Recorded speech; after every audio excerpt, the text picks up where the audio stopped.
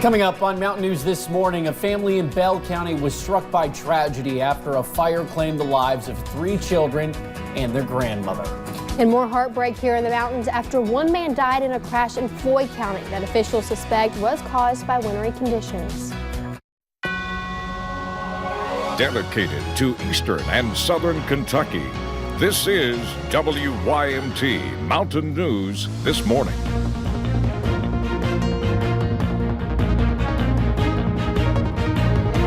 Good morning. The time is 6:33 on January 8th. I'm Madison Pergram. And I'm Will Puckett. Thank you for tuning in to Mountain News this morning on this Wednesday. We've been saying a lot calmer today than yesterday. Yesterday was a busy day, even after the show. The newsroom was it's one of those days. Yes, it did not stop. Let's go to Brandon Robinson. Brandon, I'm sure you're glad that it's a little calmer this morning. Yes, I am. I'm really glad it's calmer this morning. It was very active yesterday, and hopefully the next couple of days will be very quiet for all of us and give everybody a time to take a breath. There a lot of tragedy yesterday, a lot of mess yesterday, so much better shape this morning, at least weather-wise. Let's take a look and see what's going on outside the WYMT studios this morning, and you see clear skies and calm conditions. Temperature-wise, we are anywhere between 28 in Jacksboro to 39 in Ashland, Hazard, and Middlesboro this morning. All there, everybody in that range.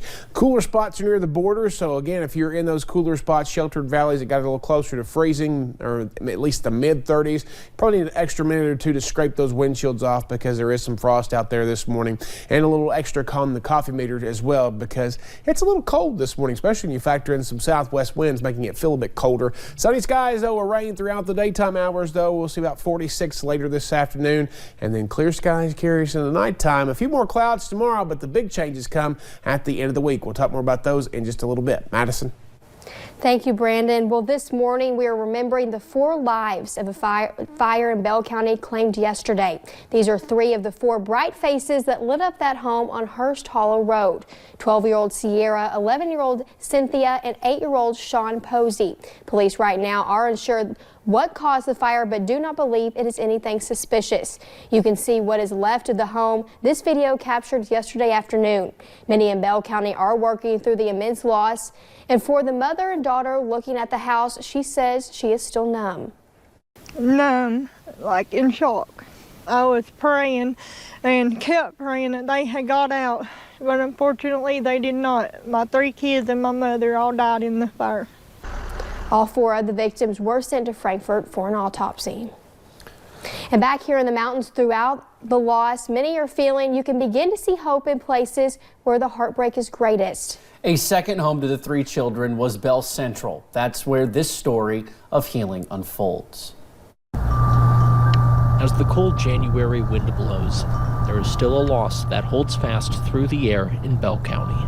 But here in the halls of Bell Central, sorrow has not become solitude. It's been a rough day, but it's been a day of togetherness. Where the pain of death is present, the smell of flowers in the dead of winter serves as a reminder of life. 12-year-old Sierra, a quiet but kind soul. 11-year-old Cynthia, for lack of better words, a spitfire for sure, but with a smile that brightened the darkest days. And little Sean, the loving younger brother who really liked to think he played big brother for the other 2. All 3 of them, they were precious kids and they took care of each other. Principal Jennifer Blankenship finds peace in those memories. They're so much better off, and if they could come back, they would choose not to come back because life is so much better where they're at than where we're at. Amid the loss, students have already begun to organize ways to remember the 3. But I am more proud when my students show their love and compassion and kindness toward others, because that is what's important in life. Every day, Jennifer goes over the morning announcements and tells the kids she loves them, she believes in them, and that she has their backs. Tuesday, that message was returned. They have told us today that they love us, they believe in us, and they've got our backs too. Healing takes a lot of different forms. And it is very important to make sure that when kids leave your classroom or when they leave your building, they know you love them. It is very important.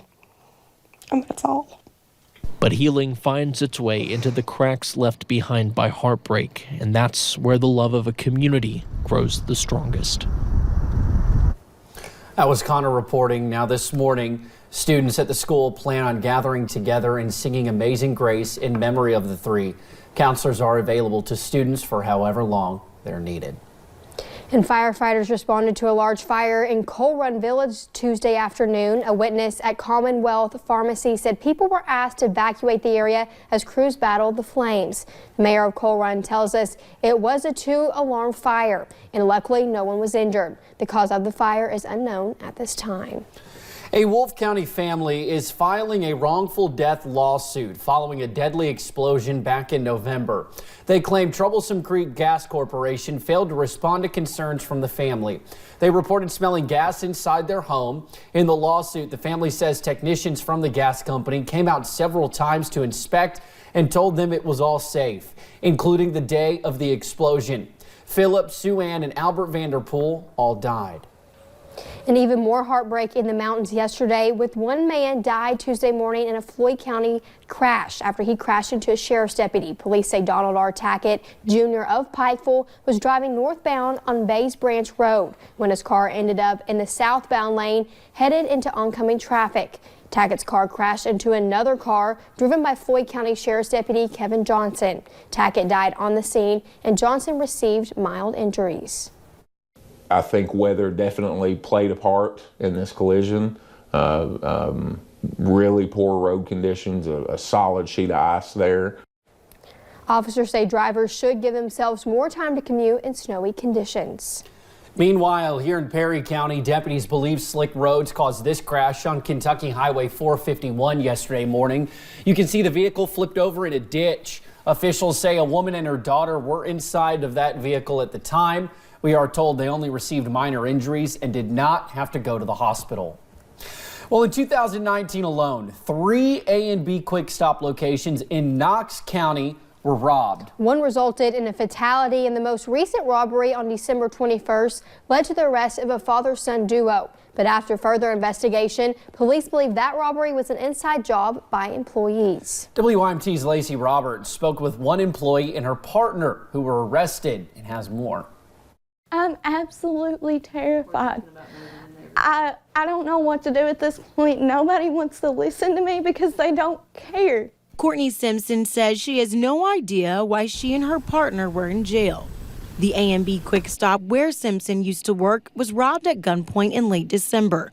A father and son, Russell and Alex Toothman, were arrested, but police say there were more people involved. He's talked to a lot of people, and a lot of the interviews and stuff and statements people's got led him to the inside. Inside, meaning Simpson and her partner, Jennifer Gray. And they said that the boys made statements, that family made statements that me and Courtney supposedly planned it. I would never in my life do something like this. The girls say the gas station hosts underground gambling, and police say the girls worked with the robbers to take that dirty money. But they keep them open all night. So, everybody's coming in and out. Everybody's coming in there playing the machines.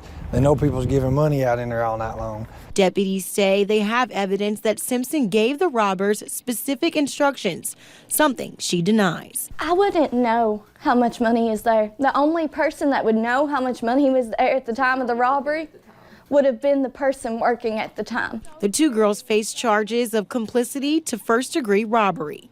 In Knox County, Lacey Roberts, WYMT Mountain News. Now, we attempted to reach out to A&B Quick Stop multiple times to ask about the robbery and the accusations of illegal gambling. However, they repeatedly hung up on us. Both Jennifer Gray and Courtney Simpson will appear in court tomorrow.